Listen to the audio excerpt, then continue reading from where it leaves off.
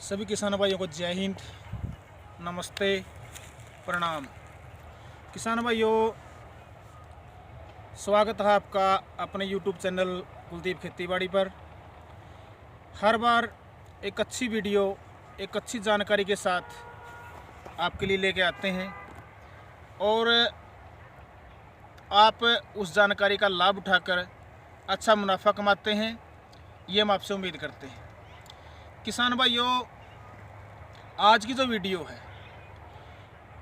है कॉटन की फसल के ऊपर, कपास की फसल के ऊपर। टाइम है, अप्रैल का महीना है। कॉटन की बिजाई सभी किसान भाइयों ने अप्रैल या मई में पूरी करनी है। इसके ऊपर एक अच्छी जानकारी के लिए ये वीडियो आपके लिए बनाई गई है। खेत की तैयारी से लेकर लास्ट तक किस किस समय हमें क्या क्या ध्यान रखना है, कौन से स्प्रे का प्रयोग करना है और किस प्रकार खाद डालना है, ये जानकारी आपको इस वीडियो के माध्यम से दी जाएगी। किसान भाइयों, बहुत सारे किसान हैं जिनके खेत, सरसों के खेत या आलू के खेत अब खाली हो चुके हैं और बहुत सारे किसान भाइयों के खेत जिन्होंने गेहूं की बिजाई की थी, अभी वो गेहूं की कटाई अंत की ओर है या हो चुकी है और ये खेत भी अभी खाली है। जिन किसान भाइयों ने कपास की फसल अपने खेत में बीजनी है, उन्होंने किन किन बातों का ध्यान देना है। सबसे पहले हम बात करते हैं खेत की तैयारी की। किसान भाइयों, खेत की तैयारी कैसे करें? सबसे पहले आपने खेत की गहरी जुताई करनी है। गहरी जुताई करने के बाद आपको 4 या 5 दिन खेत को खाली छोड़ना है। इससे क्या होगा, अगर मिट्टी के अंदर वायु का संचार होगा और यदि कोई भी हानिकारक कीट हैं, वो तेज़ धूप व गर्म हवाओं की वजह से वो नष्ट होंगे। उसके बाद आपने सिंचाई की व्यवस्था करनी है। किसान भाइयों, संभव हो सके तो जब आप सूखे में जुताई करेंगे, उससे पहले 4 या 5 टन गोबर की खाद अपने खेत में ज़रूर डाल दें और उसके बाद जुताई करें। बात आती है सिंचाई की। जुताई करने के 4 या 5 दिन के अंतराल पर जितना आप पे संभव हो सके उचित समय पर आप खेत में सिंचाई शुरू करें। सिंचाई आप चाहे ट्यूबवेल से करें या नहर से करें, जो आप पे व्यवस्था है। आपने ध्यान रखना है सिंचाई गहरी करनी है, मतलब गहरा पानी लगाना है जिससे ज़मीन में नीचे तक अच्छी नमी पहुँचे। किसान भाइयों, यदि आपकी ज़मीन में दीमक का प्रकोप है तो कॉटन के लिए हम जो खेत तैयार कर रहे हैं, जब हम कॉटन की बिजाई करेंगे, कपास की बिजाई करेंगे, तो वह दीमक हमारे छोटे छोटे कपास के पौधों के ऊपर नुकसान पहुंचाएगी। इसके लिए हम सबसे पहले ही अगर प्रबंध कर लें कि जो हम सिंचाई कर रहे हैं बिजाई के लिए, उस समय आप अपने पानी के साथ कोई भी अच्छी दवाई जैसे क्लोरो है या डैसिस है, 505 है या फ्यूरी है, जो भी आप पर उपलब्ध है, तो उसको आप नाके के अंदर रखकर टपके टपके पूरे खेत में पहुंचा सकते हैं।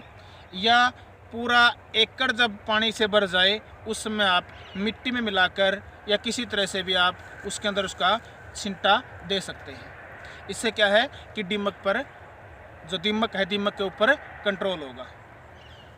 किसान भाइयों, सिंचाई कर दी, अब हमें तैयारी करनी है। जब तक हमारा खेत बत्तर आए, उस समय तक हमें तैयारी कर लेनी है कि हमें कौन कौन से खाद बिजाई से पहले कपास की फसल के लिए देने हैं। सबसे पहली बात तो यही है कि यदि आपने गोबर का खाद नहीं डाला है तो आपने 4 या 5 टन गोबर का खाद प्रति एकड़, अच्छा गला सड़ा हुआ, ये ध्यान रहे कच्चा गोबर का खाद आप न डालें, क्योंकि इससे क्या है, दीमक का बहुत ज़्यादा प्रकोप बढ़ेगा और जो भूमि का तापमान है वो भी बढ़ेगा। अच्छा गला सड़ा 4-5 ट्रेली गोबर का खाद आप अपने खेत में प्रति एकड़ डाल सकते हैं। इसके अलावा यदि हमारे पास गोबर का खाद उपलब्ध नहीं है तो रासायनिक कौन से खाद देने हैं, इसकी व्यवस्था करनी है। आपने प्रति एकड़, किसान भाइयों, प्रति एकड़ ध्यान देना है DAP 15 से 20 किलोग्राम की व्यवस्था करनी है प्रति एकड़ के लिए। इसके साथ साथ 30 से 35 किलोग्राम पोटास, म्यूरेटेड पोटास, इसकी व्यवस्था कर लेनी है। और इसके साथ साथ अगर हम सल्फ़र डाल सकते हैं तो सल्फ़र भी हमें व्यवस्था कर लेनी है, 4 या 5 किलो प्रति एकड़ सल्फ़र और 10 किलोग्राम प्रति एकड़ मैग्नीशियम। ये खाद हमें तैयार रखनी है। जो ही हमारा खेत बत्तर आए, ध्यान रखें कि बत्तर भी ज़्यादा बत्तर नहीं ज़मीन को आने देना है, थोड़ी सी नमी ज़मीन में हो, उसी समय में खेत की तैयारी में जुट जाना है। तो जब हम खेत की पहली जुताई करेंगे उससे पहले पोटास 35 किलोग्राम प्रति एकड़, DAP 15 से 20 किलोग्राम प्रति एकड़, मैग्नीशियम 10 किलोग्राम प्रति एकड़, 4 से 5 किलोग्राम सल्फ़र अगर व्यवस्था हो सकती है। यदि आप सिंगल सुपर फास्फेट लेना चाहते हैं तो 1 से 1.5 कट्टा प्रति एकड़ आपने पहले उसका छिंटा देना है। उसके बाद खेत की गहरी 2 या 3 बार, 2 बार गहरी जुताई करनी है। गहरी जुताई करने के बाद फिर उसके बाद आपने 2 बार हैरो या कल्टीवेटर से हल्की कम गहरी जुताई करनी है। इसके बाद एक ध्यान रहे, जुताई करने के बाद खेत को ऐसे नहीं छोड़ना है, आपने उसके ऊपर अच्छी तरह से पाटा लगाकर उसको समतल बनाना है। जिस किसान भाई के पास रेतली मिट्टी है तो वहाँ पर आप हो सके तो डबल पाटा लगाएं। इसके 2 फायदे होंगे। नंबर 1 फ़ायदा कि जो ज़मीन के अंदर नमी है वो नमी बरकरार रहेगी, जिससे बीज का जर्मिनेशन, जमाव अच्छा होगा। दूसरा फ़ायदा, हमारा खेत बिल्कुल समतल होगा, उसके अंदर न ज़्यादा खड़े पानी होने की दिक्कत आएगी और सिंचाई करेंगे तो सिंचाई करते समय भी हमें आसानी होगी। तो किसान भाइयों, बताए गए जो उर्वरक हैं इनका आप छिंटा देकर उसके बाद आपने 2 बार गहरी जुताई, 2 बार आपने थोड़ी सी कम गहरी जुताई करनी है। उसके बाद आपने पाटा लगाकर खेत को समतल कर लेना है। किसान भाइयों, यदि जब हम बिजाई के लिए तैयार होते हैं तो उस समय ध्यान रखना है कि जो बिजाई करनी है कॉटन की, जो सीड का मैं चुनाव किया है वो सीड की बिजाई आपने शाम के टाइम करनी है, दोपहर को बिजाई नहीं करनी है। क्योंकि इससे क्या होगा, जब हम दोपहर को बिजाई करेंगे तो तेज़ गर्म हवाओं की वजह से या फिर तपती धूप की वजह से जिस गहराई तक बीज गया है वहाँ तक जो हमारी ज़मीन है वो सूख जाएगी। तो सूखने से क्या होगा, जमाव पर असर पड़ेगा, पूर्ण रूप से जमाव हमारा बीज नहीं ले पाएगा। तो हमें शाम के समय में पर आप बीज की बिजाई करनी है। इससे क्या होगा, रात को ठंड है, ठंड होने की वजह से वो जो बीज ज़मीन में हमें डाला है वो अपना फुलाव लेगा, उसको पर्याप्त नमी मिलेगी, वो अपने आप को सेटल कर लेगा और उसका जर्मिनेशन अच्छा होगा, जमाव अच्छा होगा।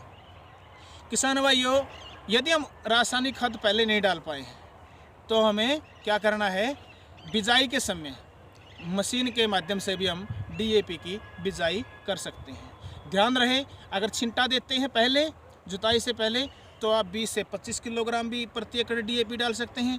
लेकिन यदि आप बिजाई करते हैं, मशीन के साथ बिजाई करते समय लेते हैं तो सिर्फ 15 से 20 किलोग्राम ही आपने DAP का प्रयोग करना है। तो किसान भाइयों, ये जो बातें थी कि हम कौन से खाद का प्रयोग करें और किस समय करें, खेत की हम कैसे तैयारी करें, शायद आपको अच्छी लगी हो, और अच्छी लगी हैं तो आप वीडियो को पूरा देखते रहें और सुझाव दें ताकि आपके सुझाव और किसान भाइयों के साथ भी हम साझा कर सकें। इसके बाद बात आती है किसान भाइयों कि हम कौन सा बीज अपने खेत में बीजें। बहुत सारी किस्में हैं, हर कंपनी की अलग अलग किस्में हैं।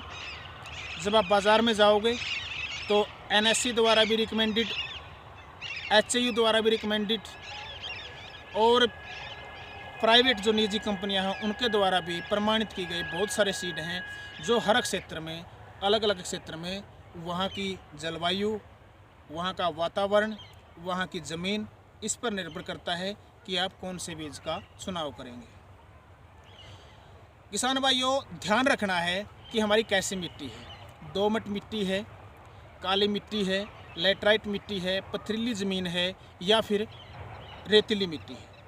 मिट्टी के आधार पर फिर हमारा मौसम कैसा है, किस प्रकार का टेम्परेचर है, हमारा तापमान जो है उसको भी, जलवायु को भी हमें ध्यान रखना है और उसके बाद हमें बीज का चयन करना है। उसके बाद समय का चयन करना है कि हम अगेती कपास की बिजाई करना चाहते हैं या हम मध्यम समय की बिजाई करना चाहते हैं, या हमारे पास सिंचाई के साधन नहीं हैं तो हम बरसात पर निर्भर होने के कारण हम लेट बिजाई करना चाहते हैं, पछेती बिजाई करना चाहते हैं। जिस किसान भाई के पास अच्छे सिंचाई के साधन हैं वो अगेती किस्मों की चयन करे, और जैसे जो अप्रैल या मई के महीने में जिन्होंने बिजाई करनी है, जो बरसात पर निर्भर करते हैं वो किसान भाई मध्यम या पछेती किस्मों का चयन करें। किसान भाइयों, किस किस्म का चुनाव करेंगे इसके बारे में आपको बताया गया है। किस किस कंपनी का कौन सा सीड अच्छा है, कौन सी अगेती फसल है, कौन सी पछेती फसल है और कौन सी मध्यम समय की है, इनके बारे में हम आपसे लगातार विचार करते रहेंगे और आप लगातार वीडियो को देखते रहें और इस वीडियो को इतना प्यार दें कि भारत के या हर किसान तक जो कॉटन की खेती करना चाहता है उसके पास ये वीडियो पहुँचे, क्योंकि कपास एक सफ़ेद सोना किसान के लिए एक व्यापारिक फसल है। इससे ही किसान को बहुत ज़्यादा मुनाफा होता है। हर बीज की अपनी कैपेसिटी है कि वो कितनी मात्रा में एक एकड़ में होता है, और किसान भाइयों की काफ़ी उम्मीद होती है कि अच्छी फसल कॉटन की हो, अच्छे भाव मिलें और जिससे उनकी इनकम अच्छी हो। हम लगातार बात करते रहेंगे कि कपास की फसल के साथ हम क्या और अन्य फसलें भी उगा सकते हैं, या इस पर भी हम चर्चा करेंगे कि कपास की पहली सिंचाई हम कब करें और उसके साथ साथ कि कौन कौन से कीड़ों का या बीमारियों का प्रकोप कपास की फसल के ऊपर होता है। इसलिए आप लगातार वीडियो को देखते रहें। तो किसान भाइयों, लगातार हम खेत की जुताई के बारे में बातचीत करते हैं आपसे। तो किसान भाइयों, जो बात किया है अभी तक कि कौन कौन से उर्वरक कॉटन की कपास के लिए पहली जुताई से पहले देने हैं ज़मीन में, तो सबसे पहले बात की है मैग्नीशियम की। अब बताते हैं इनका महत्व क्या है। मैग्नीशियम का क्या काम है। जब हम ज़मीन में कॉटन की फसल के लिए मैग्नीशियम देंगे तो एक तो मतलब पौधे के लिए काफ़ी ज़रूरी है, क्योंकि जो बाद में कुछ दिनों के बाद जब पौधा 50 या 60 दिन के बाद ऊपर चला जाता है, 2-3 महीने की स्टेज पर चला जाता है, तो उस समय क्या होता है, एक लालड़ी सी मतलब लाल लाल पत्ते ऐसे हमारी जो नरमा के होने शुरू हो जाते हैं, और वो लाल लाल पत्ते होने से क्या है, पौधा अपनी पूरी खुराक नहीं बना पाता और तो वो पौधा सूख जाता है। तो उसको कंट्रोल करने में मैग्नीशियम का बहुत ही अहम रोल होता है। तो किसान भाइयों, मैग्नीशियम आपने कॉटन की फसल में 10 से 15 किलो, मिनिमम 10 किलो तो ज़रूर आपने पहली जुताई पर अपने खेत की तैयारी के समय देना है। बात करते हैं सल्फ़र। सल्फ़र का क्या महत्व है। सल्फ़र का भी अपना एक महत्व है। सबसे बड़ी बात तो क्या है कि जो हमारी जो ज़मीन है वो ज़मीन का pH लेवल क्या है, ये बड़ा अहम रोल अदा करता है किसी भी फसल को उगाने में। उसके साथ साथ हमारी ज़मीन में कौन से माइक्रो न्यूट्रेंट हैं, क्या क्या में ज़मीन में डाला गया है, उन सबको एक्टिवेट करने में, pH मान को लेवल पर लेके आने में। जब हमारी ज़मीन के अंदर हम जैसे किसी ट्यूबवेल का खारा पानी है या उसका कड़वा पानी है, क्षारीय है, या हम नहर का पानी देते हैं, उससे जो तालमेल ज़मीन का गड़बड़ में आ जाता है, थोड़ा सा तालमेल नहीं बन पाता, तो उसको भी एक तालमेल बनाना, ज़मीन को सुरक्षित और अच्छी बनाना, सभी माइक्रोन्यूट्रेंट को एक्टिवेट करना, ज़मीन को इस लायक बनाना कि पौधा अच्छे ढंग से ग्रोथ करे और अच्छी उपज दे। इसमें सल्फ़र का बड़ा अहम एक रोल होता है। तो आप सल्फ़र भी अपनी ज़मीन में कॉटन की बिजाई से पहले ज़रूर डाल लें। यदि कॉटन की बिजाई के टाइम हम नहीं डाल पाए हैं तो उसके बाद हम चर्चा करेंगे कि आप पहले पानी पर या दूसरे पानी पर कब आपने सल्फ़र को डालना है। बात करते हैं डीएपी जिसके अंदर फास्फोरस की मात्रा होती है। बहुत ही ज़रूरी है डीएपी या सिंगल सुपर फास्फेट कपास की फसल के लिए, क्योंकि इससे क्या होगा, एक तो जो ज़मीन में हम जब डीएपी की मात्रा देंगे यानी कि फास्फोरस की मात्रा जो ज़मीन में चली जाएगी, चाहे वो सिंगल सुपर फास्फेट के रूप में जाए चाहे डीएपी के रूप में जाए, तो उससे क्या होगा, हमारे जो पौधे हैं उनकी जड़ें बहुत ज़्यादा ग्रोथ करेंगी। जड़ें ज़मीन में नीचे तक जाएंगी, उनका फैलाव होगा, तो ज़मीन में दिए गए सभी माइक्रो न्यूट्रिएंट को पौधा बड़ी आसानी से उठा पाएगा और अच्छा और स्वस्थ पौधा होगा। अच्छे और स्वस्थ फूल आएंगे, अच्छे और स्वस्थ टिंडे आएंगे, तो जिससे हमारी उपज बढ़ेगी। तो किसान भाइयों, ये बात थी कि हम फास्फोरस कैसे डालें और कितना डालें, ये पहले आपको बताया जा चुका है। अब बात करते हैं जिंक के बारे में। जिंक हो सके चाहे आप एक वर्ष में 2 या 3 फसल लेते हैं, लेकिन ये हर किसान भाई को ध्यान रखना चाहिए कि एक बार तो आपकी ज़मीन के अंदर जिंक की मात्रा आपने डालनी ही डालनी है।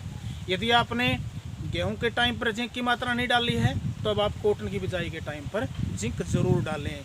जिंक ही ग्रीनलेस, हरापन, कच्चापन, मतलब हर तरह से बहुत ज़रूरी है पौधे के लिए। जिंक को हम कैसे डालें, कितना डालें, कम से कम 5 किलो प्रति एकड़ तो आप बिजाई के टाइम डाल सकते हैं। यदि हम इस टाइम पर भी जिंक नहीं डाल पाए हैं तो इसके लिए हम कब डालें, कौन से स्प्रे पर डालें, इस पर भी हम इसी वीडियो में लगातार चर्चा करते रहेंगे। किसान भाइयों, ये थी हमारी कि हम कौन कौन से उर्वरक अपने ज़मीन में देने हैं, यूरिया कब देना है, इसके ऊपर भी हम बात करेंगे। तो किसान भाइयों, वीडियो को आप ज़रूर पूरा देखें, क्योंकि वीडियो के अंदर बहुत ही अच्छी जानकारी किसान भाइयों से विचार विमर्श करके और कृषि जो विशेषज्ञ हैं या जो एक्टिव फार्मर हैं उनसे साझा करके, उनसे जानकारियाँ इकट्ठा करके उसके बाद आपके लिए जानकारियाँ लेकर आए हैं। तो किसान भाइयों, अब हम बात करते हैं कि हमारे खेत की जुताई कर दी, जुताई करने के बाद बाटा लगा दिया, बीज का हमें चुनाव कर लिया है, या कौन से बीज का चुनाव करेंगे उसको हम अभी बताएंगे। मतलब कि हमें जो कॉटन बीजनी है, कॉटन बिजाई के टाइम पर आपने लाइन टू लाइन कितना अंतराल लेना है। किसान भाइयों, कोशिश करनी है कि एक लाइन से दूसरी लाइन का जो अंतर है वो अंतर 3.5 से 4.5 फुट के बीच में हो, या यदि हम प्लांटर से बिजाई करते हैं तो उसमें भी इतना गैप, इतना दोनों लाइनों में अंतर रखने की आप कोशिश करना है।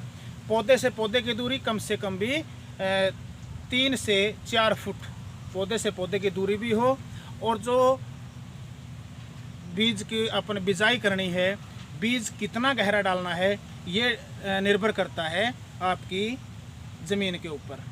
यदि आपकी ज़मीन रेतीली है, रेतीली मिट्टी है, तो आपने थोड़ा सा गहराई अच्छी लेकर ज़मीन की बिजाई करनी है। इससे क्या होगा कि हमारे जो बीज का जर्मिनेशन है, जो जमाव है, वो थोड़ा सा 1 या 2 दिन लेट होगा। लेकिन यदि हम बालू मिट्टी के अंदर, रेतीली मिट्टी के अंदर कम गहराई पर बीज की बिजाई करते हैं तो क्या होगा, गर्म हवाओं की वजह से या तेज़ धूप की वजह से वो मिट्टी वहाँ से सूख जाएगी और जमाव अच्छी तरह से बीज नहीं ले पाएगा। तो किसान भाइयों, ये ध्यान रखना है रेतीली मिट्टी के अंदर। बात आती है दोमट मिट्टी है हमारी, ये अच्छी मिट्टी है जो काफ़ी लंबे टाइम तक अपने अंदर नमी को संजोए रखती है। उसके अंदर आप कम गहराई पर भी बीज की आप बिजाई कर सकते हैं। इससे क्या होगा, थोड़ा सा जर्मिनेशन जल्दी होगा। तो ये ध्यान रखना है हम सभी ने कि हमें कितना लाइन टू लाइन अंतराल रखना है कॉटन की बिजाई के लिए, और पौधे से पौधे की दूरी कितनी हो, और उसके साथ साथ बीज को कितनी गहराई पर आपने बीजना है।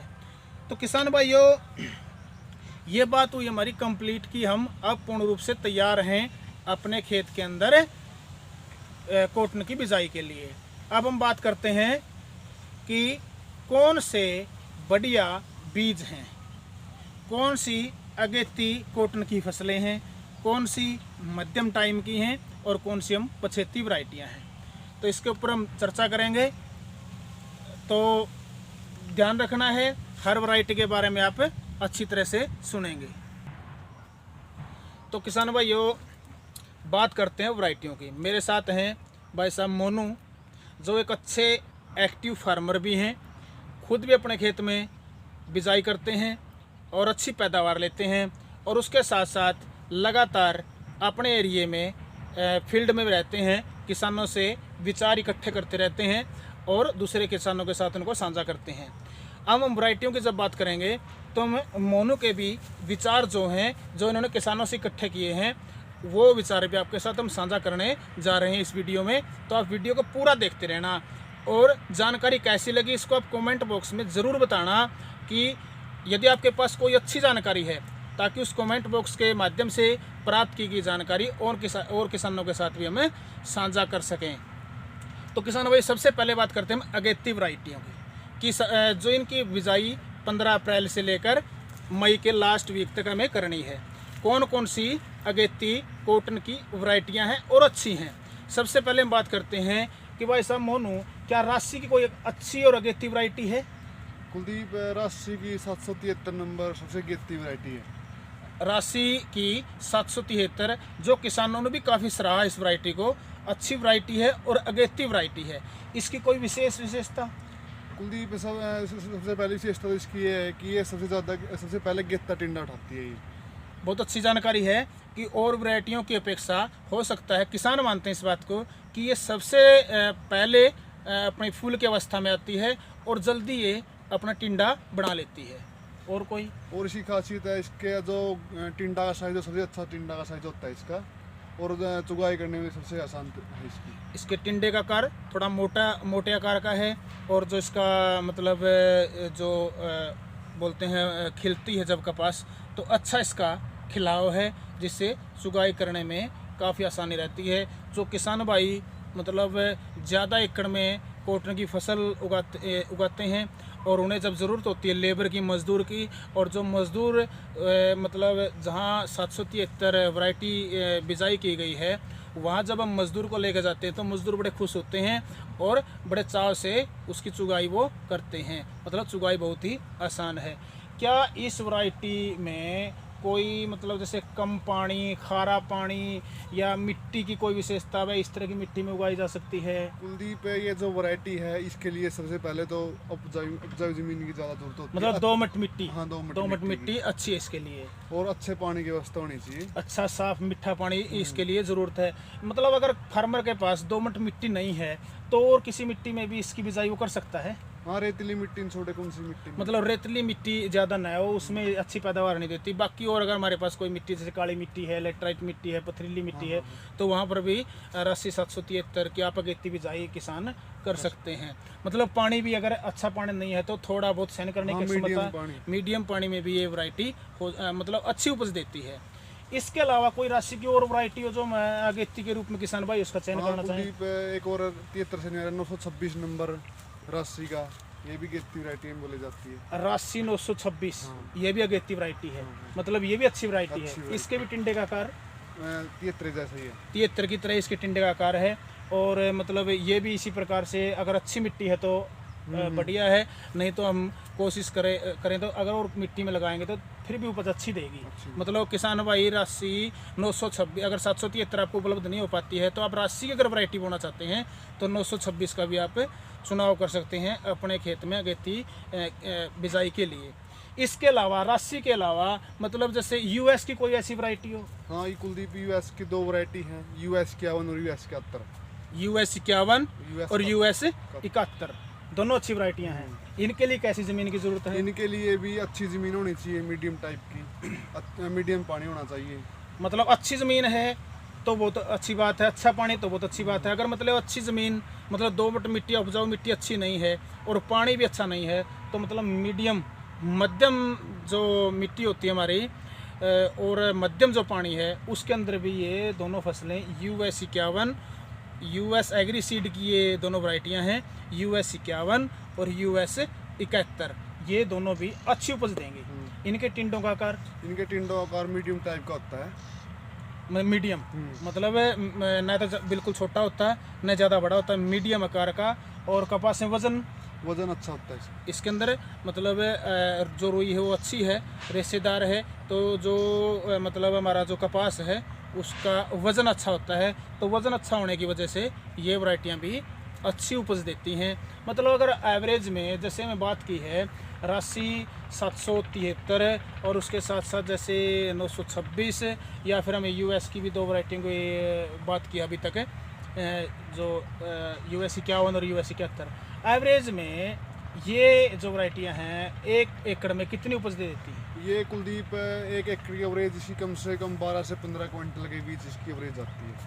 12 से 15 क्विंटल, मतलब 12 से 15 क्विंटल की अगर उपज 1 एकड़ में लेगा किसान तो क्या होगा, भाव भी आज मार्केट में अच्छे हैं, बाज़ार में अच्छे हैं, तो किसान माला माल होगा, मतलब अच्छी उसकी इनकम आमदनी बढ़ेगी। US की दो वैरायटियों की बात की। इसके बाद और कोई कंपनी जैसे बात करते हैं माइको कंपनी का कोई ऐसा सीड हो? माइको कंपनी का परिंदा माइको का परिंदा अच्छी वैरायटी है। अच्छी वैरायटी है। ये भी अगेती वैरायटी है। हाँ, अगेती वैरायटी है। इसके लिए कोई विशेष ज़मीन की ज़रूरत? इसके लिए मीडियम ज़मीन में कामयाब है ये ज़्यादा। मतलब ज़्यादा उपजाऊ ज़मीन की बजाय अगर मध्यम हमारी ज़मीन है तो उसमें भी किसान इसकी पैदावार ले सकते हैं। इसके भी टिंडे का आकार अच्छा है। हाँ, टिंडे का आकार अच्छा है इसका। और जो इसका खिलना है कपास का वो भी अच्छा है। इसके साथ अगर हम माइको के बाद हम बात करते हैं जैसे कि न्यूजीवीड की भी कुछ वैरायटियाँ मार्केट में हैं। न्यूजीवुड का कुलदीप जो अभी चल रहा है, एक नया बीजा इनका टैलेंट के नाम से जो, हाँ, और एक इनका जो पहले आता था सिम। ये मीडियम ज़मीन के लिए सबसे अच्छी वैरायटी है। ये जो ज़मींदार के लिए सबसे परफेक्ट चीज़ है। मतलब जो बात आपने की है सिम तो मेरे ख्याल से किसान भाई पहले से भी 2 या 3 साल से लगातार बीज तैयार लग रहे हैं। हाँ। और इसके बारे में तो बहुत सारे किसानों ने कुछ गांव में, मतलब कुछ गांव ऐसे भी हैं जहाँ केवल सिम के मतलब फ़ैन हैं लोग, अच्छी वैरायटी बताते हैं इसको।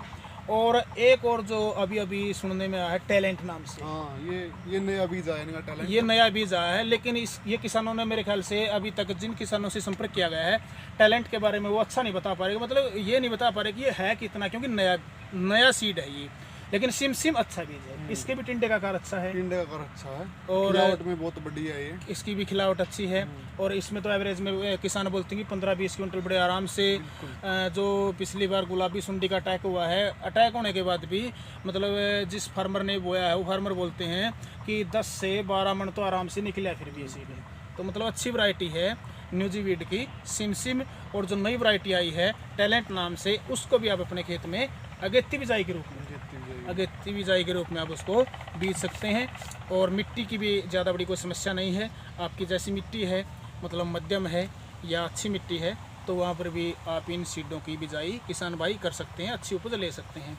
इसके अलावा कोई और कंपनी? इससे न्यारा कुलदीप अंकुर कंपनी का अजय 555 सबसे टॉप वैरायटी। तो बहुत अच्छी बात बताई है भाई मोनू ने। अंकुर की सबसे टॉप वैरायटी अजय 555। ये वैरायटी तो मतलब अगर हम 10 किसानों से इसके बारे में संपर्क करना चाहते हैं, हर 10 किसानों से जानकारी लेते हैं, तो ये वैरायटी के बारे में 8 किसानों ने तो ये बोला है कि इस जैसी वैरायटी है ही नहीं कोई भी। मतलब उन्होंने अपने आप में माना है कि ये वैरायटी बहुत अच्छी है, जो किसान को अच्छी उपज देती है। कैसी भी परिस्थितियाँ हों, कैसी भी जलवायु हो, तब भी कुछ न कुछ एवरेज लेकर किसान को ये मतलब एक जिसे बोलते हैं नहीं, कमी नहीं आने देती। अच्छी उपज के साथ किसान के लिए एक अच्छी आमदनी का ये साधन है अजय 555। इसकी कोई विशेषता? इसकी विशेषता, सबसे बढ़िया विशेषता इसकी खिलावट में बहुत अच्छा है। टिंडे का आकार बहुत अच्छा है इसका। टिंडे का आकार मतलब मोटा टिंडा है। मोटा टिंडा। और जो खिलने के बाद खिलावट होती है, वो जो जिसको बोलते हैं खिलाव है, वो भी अच्छा है। जो इसका मतलब रेशा है, तो मतलब मार्केट में भी इसके भाव अच्छे मिलते होंगे, क्योंकि रेशेदार अच्छी चमकदार कपास होती है। तो ये थी हमारी अंकुर की अजय 555। इस वैरायटी का भी आप मार्केट में जाकर आप चुनाव कर सकते हैं अगर आप अपने खेत में बीजना चाहते हैं। इसके अलावा कोई और?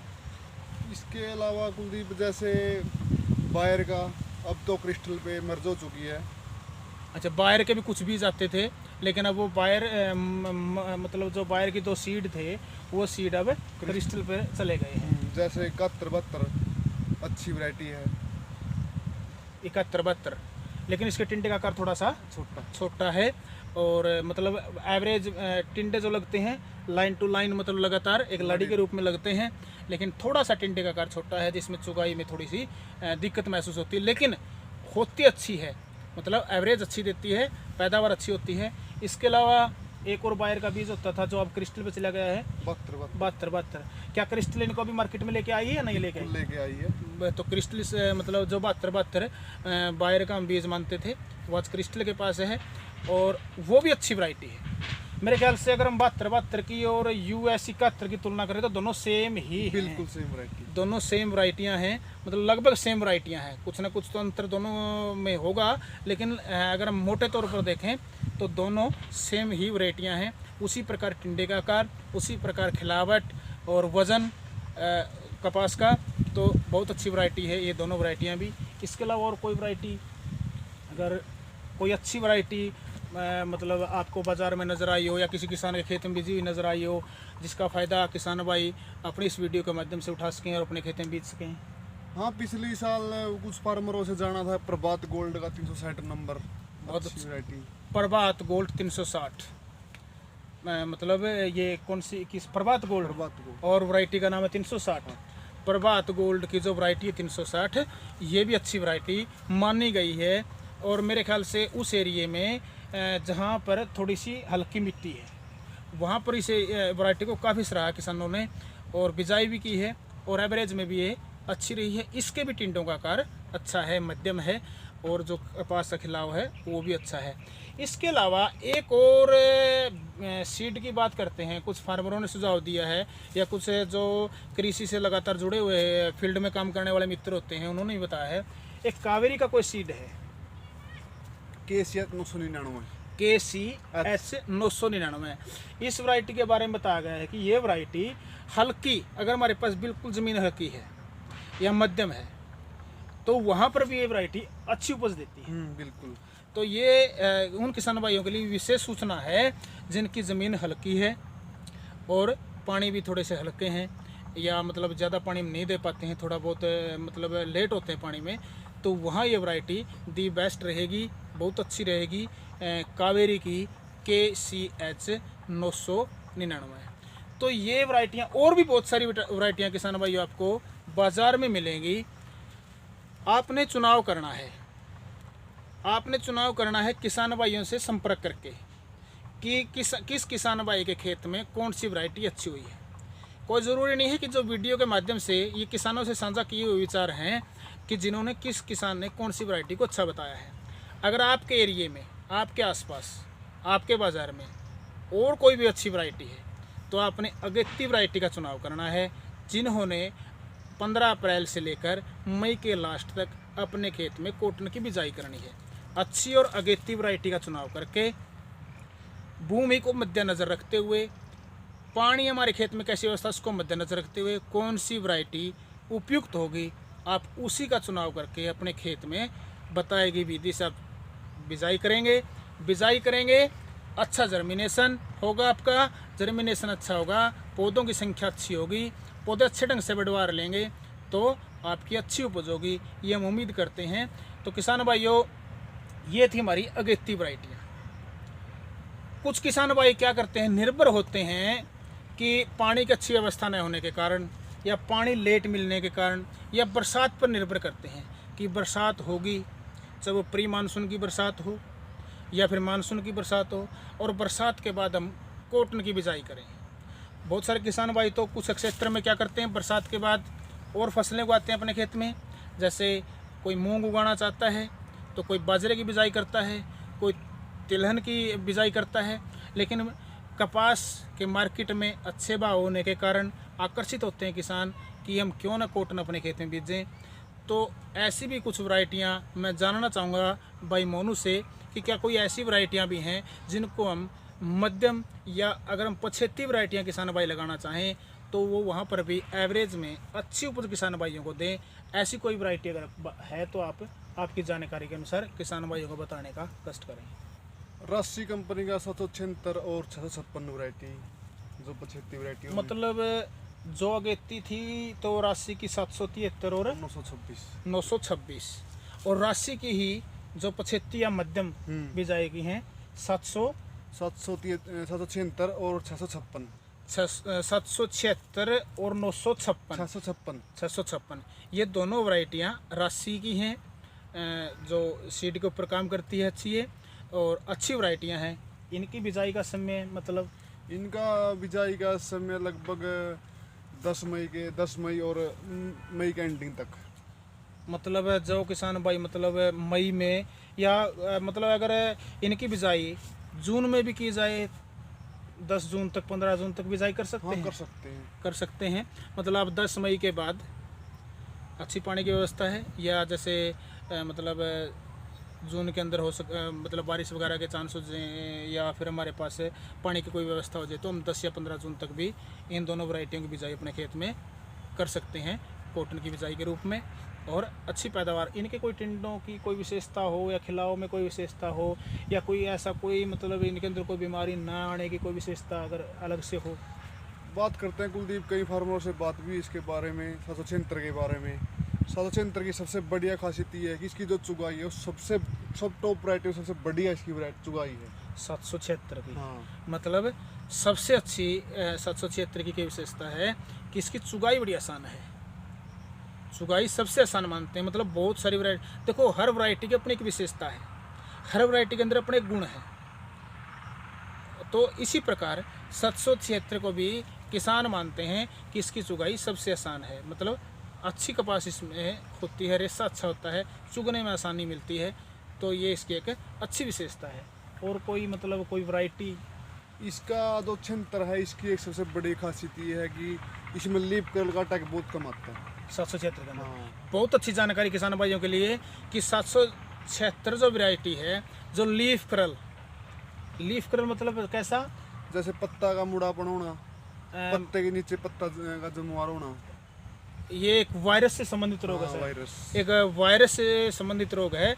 मतलब आप देखते हैं कि जैसे जो कपास का पत्ता होता है उसके नीचे पत्ता उग जाता है, लीफ कर्ल इसको बोलते हैं। पत्ते मुड़ जाते हैं, जब पत्ते मुड़ जाते हैं तो क्या होता है, अच्छी तरह से पौधा ग्रोथ नहीं कर पाता। जब पौधा अच्छी तरह से ग्रोथ ही नहीं कर पाएगा तो फिर आप समझते हैं तो फल भी अच्छे नहीं होंगे, फल या टिंडा अच्छा नहीं होगा तो कपास की उपज गिरती है। तो 776 एक वैरायटी ऐसी है जिसके अंदर मतलब बहुत कम चांस होते हैं, बहुत ही रेयर चांस हैं कि बहुत कम चांस है कि इसके अंदर लीफ कर्ल जैसा जो रोग है, वायरस से संबंधित रोग है, ये इसके अंदर काफ़ी हद तक ये उसके प्रति सहनशील वैरायटी है। तो जिस एरिया में जिस क्षेत्र में इस तरह की समस्या आती है तो वहाँ पर आप 776 का ही चुनाव करें और अपने खेत में कॉटन की बिजाई करें।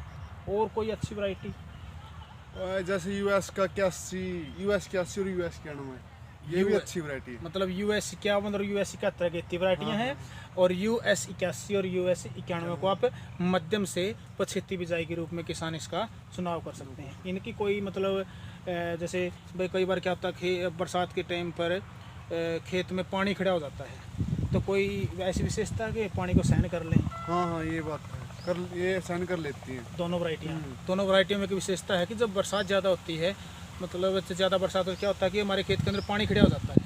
तो बहुत सारी वैरायटियाँ तो ऐसी हैं जो उसको सहन नहीं कर पाती और वो सूख जाते हैं पौधे। लेकिन ये जो वैरायटियाँ हैं मतलब काफ़ी हद तक कंट्रोल करती हैं, अपने आप को जीवित रखने की कोशिश करती हैं।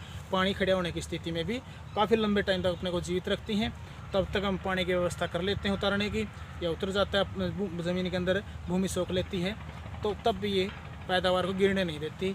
अगर हम मध्यम या 75 वैरायटी के रूप में अगर हम चुनाव करना चाहें तो हम US 81 और US 91 का भी अब अपने खेत के लिए कॉटन के रूप में हम चुनाव कर सकते हैं। और किसी कंपनी कोई अच्छी वैरायटी जैसे एक सुपर सीड कंपनी कथा के नाम से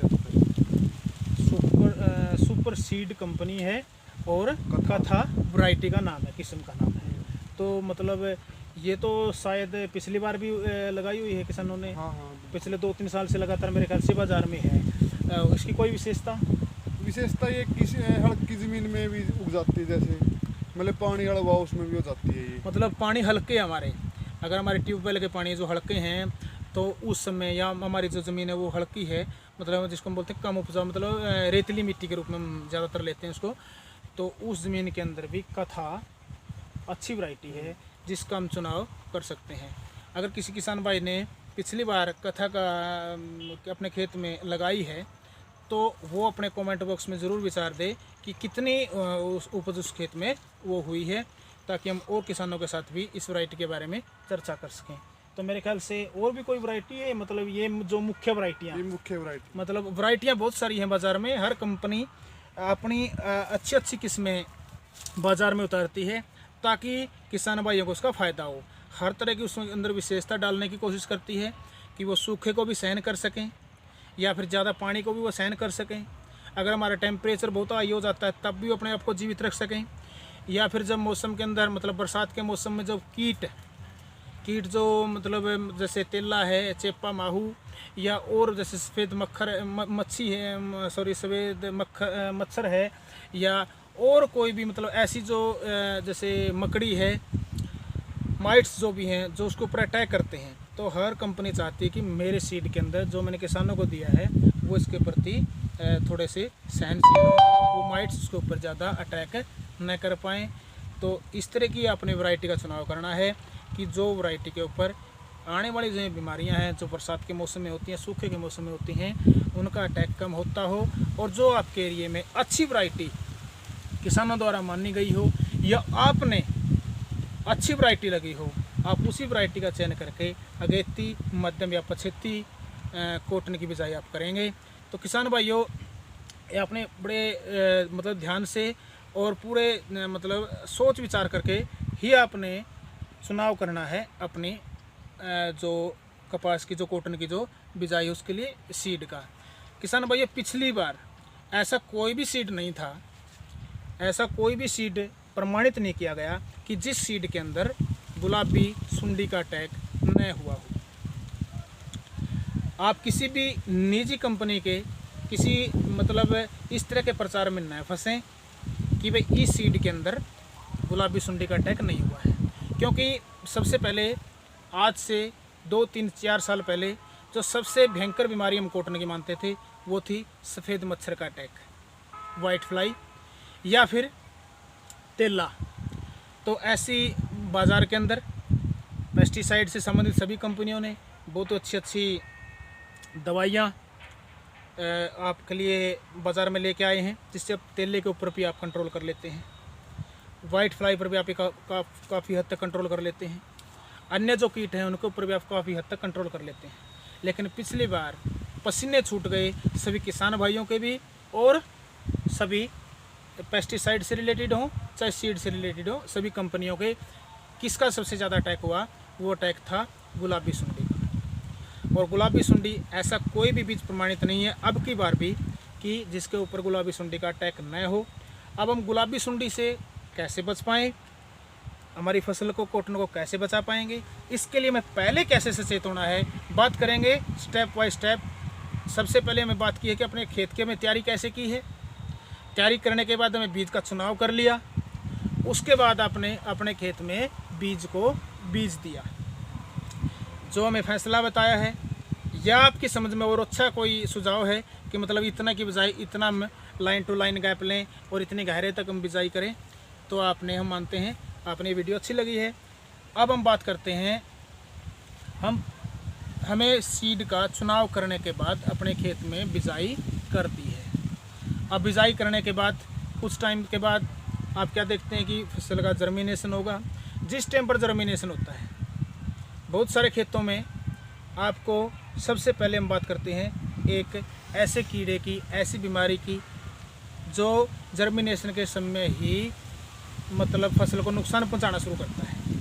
तो किसान भाइयों, जो हम बात करते हैं कि जो सबसे पहले हम बोलते हैं कि जिसको बोला गया है टुक्की।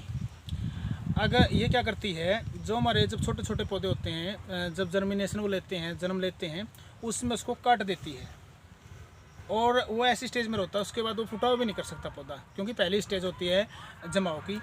तो इससे भी आप हमें ध्यान रखना है, खेत की निगरानी करनी है कि वो टुक्की कहीं पौधों को नुकसान तो नहीं वो करे।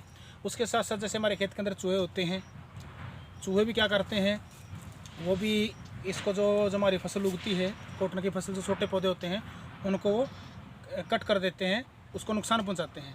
तो इनसे भी हमें अपनी कॉटन की फसल को बचाना है, क्योंकि अगर नहीं बचा पाएंगे तो पौधों से पौधों की संख्या काफ़ी दूर होगी, पौधे संख्या कम होगी तो हमारी उपज कम होगी।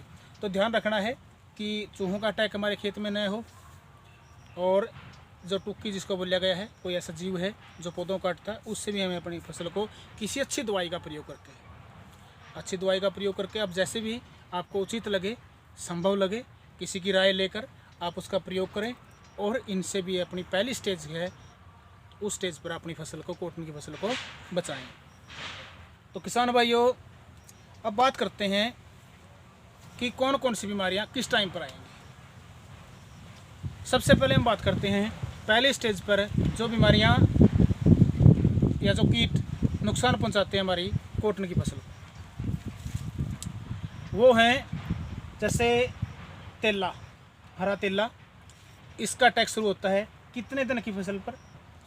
कम से कम 45-50 दिन की फसल पर इसका अटैक ज़्यादा दिखता है। मतलब जब हमारी फसल 40 से ऊपर हो जाती है, हाँ, यानी कि एक महीने को जब कवर कर जाती है 40 से 45-50, क्योंकि उस समय फिर वातावरण में थोड़ा बहुत चेंज होता है, मौसम में चेंज होता है, तो उस समय क्या होता है, तेला अपना अटैक दिखाना शुरू कर देता है।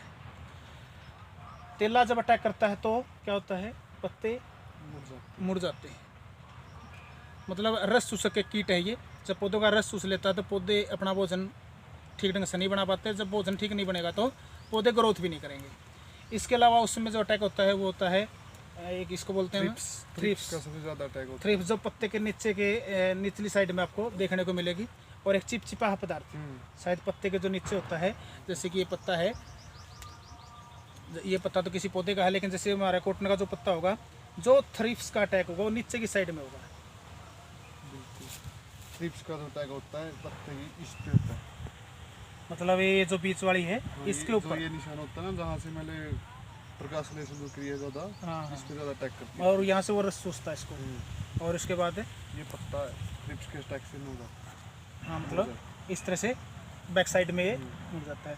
और उसमें तिल्ले में, अरे तिल्ले में इस प्रकार से मुड़ता है। ये पहचान करनी है। और इसके बाद तीसरी जो बीमारी है जिसको बोलते हैं, तीसरा जो कीट है वो है वाइट फ्लाई, सफ़ेद मक्खी, जिसने 4 या 5 साल पहले बिल्कुल तबाही मचाई थी कॉटन की फसल में। यानी कि बहुत कम किसानों के पास कॉटन की थोड़ी सी उपज हुई थी। वाइट फ्लाई बड़ा खतरनाक एक कीट है जो कपास को सबसे ज़्यादा नुकसान पहुंचाता है। मतलब इसका अटैक कब होता है? वाइट फ्लाई का अटैक होता है 8वें महीने में, मतलब जब फसल आप कम से कम 90 डेज प्लस, मतलब 90 दिन की जब लगभग फसल पहुंच जाती है, उस समय वाइट फ्लाई का अटैक स्टार्ट होता है। और मतलब ये तो ऐसा जीव है जो मतलब ऐसे रस चूसता है पौधे का, पत्तों का, कि उसको बिल्कुल चिपचिपा बनाकर काले रंग के पौधे बना देता है, सुखा देता है। पौधा ऊपर बढ़ने के बजाय नीचे की ओर चलता है, मतलब बिल्कुल नष्ट करता है कॉटन की फसल को। लेकिन इसके बारे में किसान भाई सभी जान गए हैं कैसे अपनी फसल को बचाना है, क्योंकि लगातार 3-4 साल से इसका अटैक है। और बहुत अच्छी अच्छी दवाइयाँ हैं जो मार्केट में बाज़ार में हैं, उनका वो प्रयोग करते हैं और इससे भी अपनी फसल को बचाते हैं। और तेले से भी बचा लेते हैं, माइट से भी बचा लेते हैं, क्योंकि अच्छी दवाइयों का प्रयोग करते हैं। और बात आती है थ्रिप्स की, थ्रिप्स के ऊपर भी बहुत सारी अच्छी दवाइयाँ हैं जिससे भी किसान भाई कंट्रोल कर लेते हैं। इतना वो सीख चुके हैं। अगर फिर भी हम इस वीडियो में बताएंगे कि तेले के लिए सबसे अच्छी जो दवाई है, मतलब किस आप केमिकल का प्रयोग करें तेले से अपनी फसल को बचाने के लिए। हरे तेले के ऊपर कई टेक्निकल वाइज होता है। जैसे आप नॉर्मल टेक्निकल बोलते हैं, जैसे थाइमोक्साम, देसी भाषा में इसको अपेक्टारा के नाम से जाना जाता है। लिक्विड इक्टारा, लाल इक्टारा, हाँ, ये भी लिक्विड भी आता है और ग्रैनुअल भी आता है। ग्रैनुअल भी होता है। इसकी डोज रहती है 100 से 125 ग्राम पर एकड़ के हिसाब से। पर एकड़ के सबसे पहले स्प्रे में तो इतनी डोज बहुत है, 100 से 125 ग्राम प्रति एकड़। इसके साथ जैसे अमिडा, अगर हम लिक्विड इक्टारा नहीं ले पाए, नहीं उपलब्ध हो पाए तो हम इमीडा। इसकी भी डोज यही 100 से 125 ग्राम ही रहती है। तो ये भी अरे तिल्ले के ऊपर अच्छा काम करता है। और इसके अलावा उसके बाद जैसे डाइनोटफुरान 20% में। डाइनोटफुरान 20%। मतलब डाइनोटफुरान, जैसे हम लाल इकतारा की बात करते हैं, लाल इकतारा तो बहुत सारी कंपनियों का है, किसी का कदीर नाम से है तो किसी का स्लेयर नाम से है, किसी का और कुछ नाम से होगा। लेकिन डाइनोटफुरान अगर केमिकल हमारे किसान भाइयों को ध्यान न रहे तो कोई एक दो ऐसी किसी कंपनी की दवाई हो जिसको नाम से वो जान पाए। जैसे पीआई कंपनी का ओसिन के नाम से आता है डाइनोटफुरान, और इंडोफिल का टोकन के नाम से आता है, और कोरामंडल का आता है डाइनक्रोन के नाम से। मतलब अगर और इंडोफिल, ट्रैक्टर ब्रांड का आता है डोमिनेट के नाम से। एक मिनट आप थोड़ा सा आराम से, जैसे इंडोफिल का किस नाम से आता है? टोकन के नाम टोकन के नाम से। डाइनोटफुरान उसके अंदर केमिकल है। इसके अलावा पीआई का बताओ थे आप? ओसिन के नाम ओशियन के नाम से। पीआई कंपनी का ओशियन के नाम से, इसके अंदर भी डाइनोटफुरान ही टेक्निकल है। ट्रैक्टर ब्रांड का कौन सा? डोमिनेट के नाम से। डोमिनेट के नाम से है। और कोरामंडल का डाइनक्रोन के नाम से। कोरामंडल का डेनक्रोन, डाइनक्रोन। डाइनक्रोन के नाम से। मतलब ये है दवाइयों के नाम जिसके अंदर डाइनोटफुरान केमिकल है। ये भी हरे तिल्ले के ऊपर जो टेक्निकल है, जो केमिकल है, अच्छा काम करता है। इसकी डोज रहती है जैसे 80 से 100 ग्राम पर एकड़ के हिसाब से। 80 से 100 ग्राम पर एकड़। 100 से 100 लीटर पानी तक, 100 लीटर पानी तक। मतलब 100 से 125 लीटर तक आपने पानी लेना है, और 80 ग्राम से 100 ग्राम तक आपने डाइनोटफुरान जो केमिकल है उसका आपने प्रयोग करना है। और स्प्रे में जब आप प्रयोग करोगे तो हरे तिल्ले के ऊपर काफ़ी हद तक ये अच्छे रिजल्ट है इसके। ये सभी किसान भाइयों ने भी इसको माना है। थ्रिप्स के लिए कोई केमिकल? ट्रिप्स के लिए जैसे इमामेक्टिन बेंजोएट सबसे अच्छा टेक्निकल है इसके अंदर। इमामेक्टिन बेंजोएट, इमामेक्टिन बेंजोएट का आप प्रयोग करेंगे। इसकी डोज? इसकी डोज रहती है 80 से 100 ग्राम पर एकड़। 80 से 100 ग्राम पर एकड़ इमामेक्टिन बेंजोएट केमिकल टेक्निकल। किसके लिए? थ्रिप्स के लिए। और डोज बताइए आपने 80 से 100 ग्राम पर एकड़। पानी की मात्रा 100 से 125 लीटर। 100 से 125 लीटर, मतलब 125 लीटर तक आपने पानी लेना है प्रति एकड़ स्प्रे करने के लिए। और ये किस किस नाम से आते हैं? जैसे मतलब इमामेक्टिन ब्रांड तो ब्रांड ही है, जैसे सिजेंटा कंपनी का प्रोग्राम आता था पहले। सजंटा का प्रोक्लेम नाम से आते थे। प्रोक्लेम से किसान शायद ज़्यादा जानते हैं इसको, इमामेक्टिन की बजाय। मतलब ये सजंटा कंपनी का। और उसके अलावा जैसे इंडोफिल का वोलैक्स के नाम से इंडोफिल का वोलैक्स नाम से आता है। और वो बस यही है। तो मतलब हाँ, मतलब विशेष जो दो ज़्यादातर किसान इसके प्रोग्राम से ही जानते हैं। प्रोक्लेम से ही जानते हैं। लेकिन केमिकल आप किसी भी कंपनी का लें, ध्यान रखना है इमामेक्टिन बेंजोएट। इस केमिकल का प्रयोग आप थ्रिप्स के से अपनी फसल को बचाने के लिए कर सकते हैं। अब बात आती है वाइट फ्लाई, सफ़ेद मक्खी का जो अटैक है, उसके लिए किसान कैसे अपने फसल को बचाएं? वाइट फ्लाई कुलदीप भाई तीन स्टेजों में आता है ये भी। जैसे इसका अंडा लार्वा वयस्क के रूप से, जैसे 0 से 7 की स्टेज होती है इसकी, और 7 से 14 की जो स्टेज होती है, 14 से 21 जो स्टेज होती है। जो सबसे ज़्यादा खतरनाक जो स्टेज होती है ज़मींदार के लिए वो होती है 7 से 14 डेज की। मतलब सबसे पहले जो इसका अंडा होता है, अंडा कपास की फसल के लिए इतना नुकसानदायक नहीं है। और जब वो उड़ने लायक हो जाता है, वयस्क हो जाता है, तब भी वो इतना नुकसान नहीं कर पाता, क्योंकि वो उड़ता रहता है एक स्थान से दूसरे स्थान पर, एक जगह अपना रस नहीं चूस पाता उसका। ठीक है। और जो अंडा है तो वो तो रस चूसता ही नहीं। ठीक है। तो वो भी इतना खतरनाक नहीं है। यानी किसान भाइयों, सफ़ेद मक्खी का जो वयस्क है, जो उड़ता है, वो इतना हमारे लिए हानिकारक नहीं है। और जितना न ही अंडा इतना हानिकारक है, लेकिन जो बीज की स्टेज है, जो लार्वा है उसका, उड़ने से पहले की जो स्टेज है और अंडे से बच्चा बढ़ने की जो स्थिति है, उस स्टेज पर वो सबसे खतरनाक होता है, क्योंकि वो पौधे के पत्ते पर एक स्थान पर वहीं पर मतलब वहीं रहता है, और वहीं उसको रस चूस कर उसको मतलब एक चिपचिपा पदार्थ छोड़कर उसको हमारी जो कॉटन है उसको काले रंग की बना देता है, उसको बिल्कुल सुखा देता है। मतलब ये सबसे खतरनाक स्टेज है। ये स्टेज सबसे खतरनाक। तो इस कैसे किसान भाई इससे अपना बचाव करें? जैसे एक भाई कुलदीप है, इसकी स्टेज के लिए आप पायरोप्रैक्सीफेन टेक्निकल यूज कर सकते हैं, जैसे अंडे, बच्चे और लार्वे के लिए। पायरोप्रैक्सीफेन, पायरोप्रैक्सीफेन ये केमिकल है जिसका आप अंडे, बच्चे के लिए उसको मतलब नष्ट करने के लिए आप प्रयोग कर सकते हैं। और ये जैसे आप डाइपेंथ्रान, ये उड़ते हुए काम उड़ते के करेगा। लिए। उड़ते के लिए आप डाइपेंथ्रान केमिकल का प्रयोग कर सकते हैं, किसी भी कंपनी का आप ले सकते हैं। मतलब ये अच्छे केमिकल हैं दोनों। बिल्कुल। सफेद और मक्खी एक मिक्स टेक्निकल भी आता है जैसे पायरोप्रेक्सिफेन प्लस डाइपेंथ्रान, ये मिक्स टेक्निकल दोनों भी मिक्स किसी हाँ, कंपनी के, किसी कंपनी ये दोनों मिक्स भी आते हैं, जो अंडे बच्चे पर भी काम करेंगे और वयस्क पे भी जो काम करेंगे, उड़ते हुए को भी वो मारेंगे, तो जिससे हमारी कॉटन की फसल है वो सुरक्षित रहेगी। मतलब इस प्रकार से आप चुने गए अच्छे केमिकल का आप प्रयोग करेंगे, चाहे वो तेले के लिए हो, चाहे माइट्स मकड़ी के लिए हो, या फिर आप जैसे सफेद मक्खी के लिए हो, थ्रिप्स के लिए। सबसे पहले अटैक इनका ही होता है, तो इनसे आप अपनी फसल को बचा सकते हैं। आपको विद केमिकल बताया गया। इसके अलावा अगर आप कोई केमिकल यूज़ करना चाहते हैं तो किसान भाई आप यूज़ कर सकते हैं, लेकिन सलाह लें किसी अच्छे कृषि विशेषज्ञ की, और या फिर अच्छे किसान की, जिस किसान ने यूज की है, प्रयोग की है अपने खेत में कोई अच्छी दवाई, आप उससे भी सलाह लेकर, या अच्छी कृषि विशेषज्ञ सलाह लेकर, या कोई हमारी HIU हरियाणा जो हिसार एग्रीकल्चर यूनिवर्सिटी हिसार है, इसके द्वारा कोई रिकमेंडेड कोई अच्छी दवाई है, प्रमाणित की कोई अच्छी दवाई है, आप उनका भी प्रयोग अपनी कॉटन की फसल पर इन कीटों से फसल को बचाने के लिए कर सकते हैं। तो किसान भाइयों, ये थी ऐसी जो कीट्स थे, ऐसी जो बीमारियां थी, जो लगातार हम 2 साल 4 साल 5 साल से हम लगातार अपनी कॉटन की फसल में देखते आ रहे हैं, और इनसे हम अपनी फसल को बचा लेते हैं जैसे तैसे भी करके, किसी भी केमिकल का यूज़ करके। लेकिन सबसे खतरनाक जो दवाई है, मतलब जो सबसे खतरनाक बीमारी है, जिसका सबसे ज़्यादा नुकसान भुगतना पड़ा किसानों को, वो है हमारी गुलाबी सुंडी। पिछली बार सबसे ज़्यादा अटैक इसका देखने को मिला बहुत सारे एरिया में। हो सकता कुछ एरिया मतलब कुछ क्षेत्र में ना, लेकिन हरियाणा में तो बहुत ज़्यादा अटैक इसका देखने को मिला बहुत सारे क्षेत्र में। तो जो गुलाबी सुंडी है, ये एक ऐसा कीड़ा है जो नज़र तो नहीं आता, लेकिन जब फूल की अवस्था में इसकी जो तितली है, जो फूल की अवस्था में होती है, तो फूल पर वो अंडा दे देती है।